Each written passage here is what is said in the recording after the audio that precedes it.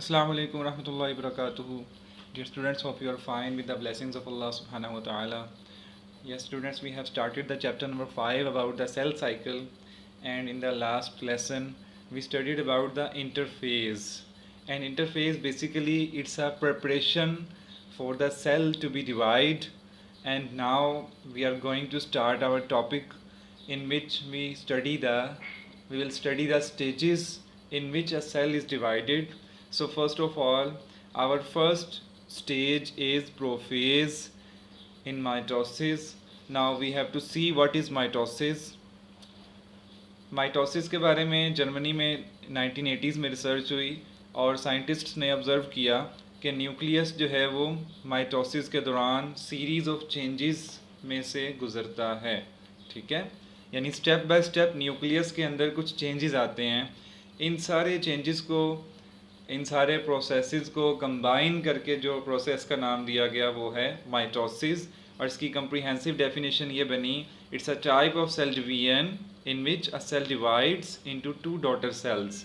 Okay, और शर्त क्या है कि each with the same number of chromosomes as present in parent cell, ठीक है। आप जानते हैं स्टूडेंट्स, हमारे अंदर हमारे हर सेल में क्रोमोसोम्स की तादाद जो है वो 46 होती है ह्यूमन बींग्स के लिए। सो माइटोसिस का प्रोसेस इसी बात को कंटिन्यू रखता है और इसी बात की श्योरिटी रखता है कि जो नया सेल प्रोड्यूस होगा उसमें उतने ही क्रोमोसोम्स होंगे जितने के पेरेंट सेल्स में थे, ठीक है। इसके अलावा माइटोसिस जो है यूकैरियोटिक सेल्स के अंदर सिर्फ होता है, प्रोकैरियोटिक के अंदर नहीं होता। और प्रोकैरियोटिक के अंदर फिर क्या होता है, वो प्रोसेसेस जो हैं वो इंशाल्लाह उसकी डिटेल्स आप लोग 10th क्लास में स्टडी करेंगे। और एक का प्रोसेस का नाम बता दूंगा आपको, बाइनरी फ्यूजन का नाम है, ठीक है। इसी तरह से सोमेटिक सेल्स वो सेल्स हैं जो हमारी बॉडी बनाते हैं, बॉडी पार्ट्स, ठीक है।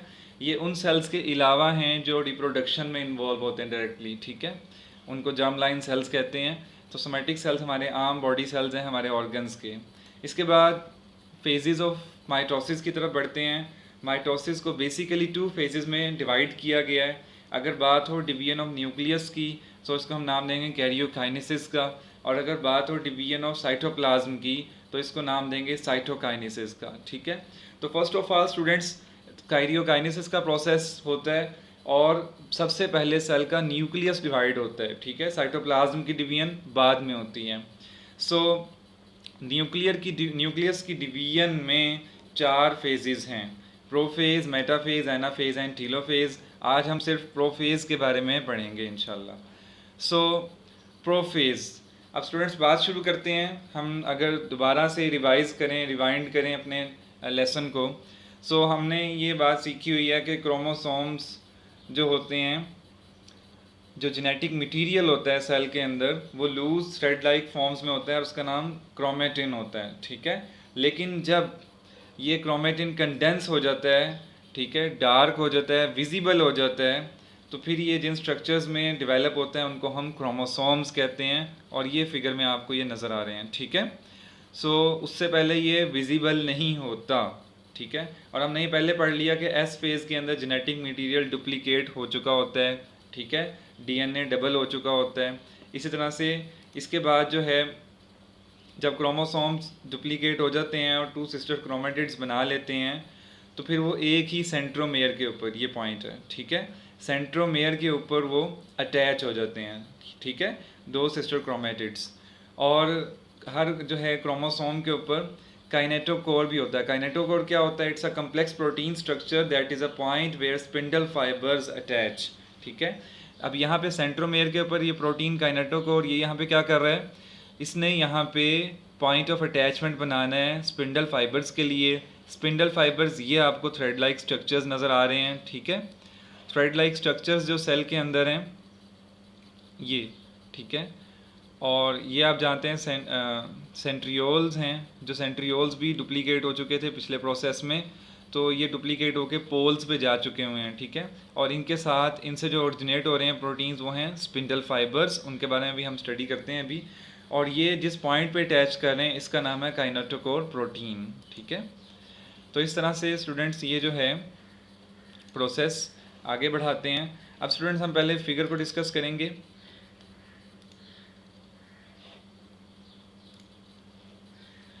जी, इसमें आप देखें सेंट्रियोल्स जो हैं डुप्लीकेट हो चुके हैं, जिनको सेंट्रोसोम कहा गया।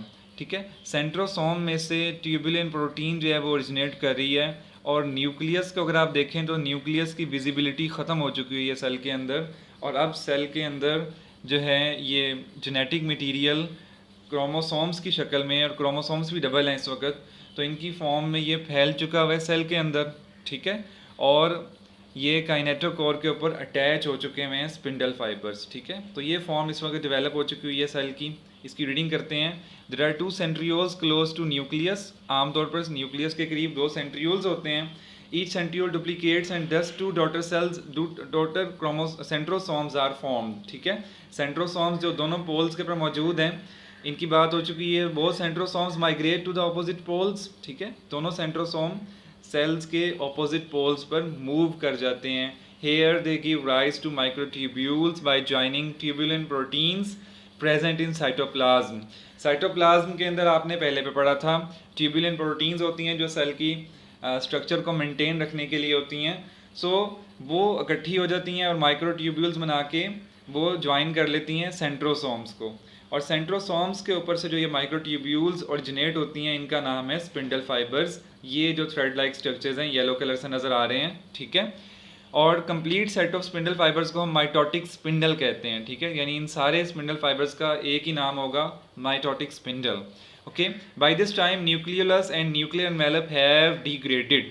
ठीक है, इस टाइम में सेल के अंदर जो न्यूक्लियस का जो न्यूक्लियर एनवेलप है वो ख़त्म हो चुका हुआ है, और सेंट्रल स्पेस के अंदर हमें अब क्रोमोसोम्स और स्पिंडल फाइबर्स ही नज़र आएंगे।